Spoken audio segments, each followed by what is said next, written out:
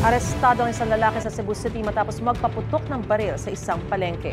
Sa Misamis Oriental naman, dalawang lalaki ang nag-agawan sa isang sling bag na may laman palang baril. Narito ang unang balita.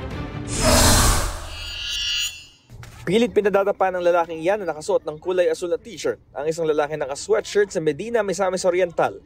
Pinag-aagawan ng dalawa ang isang sling bag. Maya-maya pa, isang lalaki nakadilaw ang tumulong na para kunin ang sling bag hanggang makuha mula roon ng isang baril. Base sa Police Regional Office 10, isang intelligence officer na pulis ang lalaki naka-asul. Bago ang insidente, nakita ron ng nasabing pulis ang lalaking tricycle driver na may isinukbit na baril sa kanyang bewang. Sinundan niya ang tricycle driver gamit ang kanyang motorsiklo. Pagdating sa palengke ng bayan, doon na niya kinumpronta ang lalaki. Kasama ng baril na nakuha sa kanya ang 6 na bala. Hawak na ng pulisya ang lalaki na sinusubukan pang kunan ng pahayag ng GMA Regional TV. Arestado ang isang lalaki sa Cebu City matapos magpaputok ng baril sa Carbon Public Market nitong Miyerkules. Ayon sa pulisya, walang sugatan sa insidente. Inaalam pa nila kung paano nagkaroon ng baril ng suspect na hindi nagbigay ng pahayag.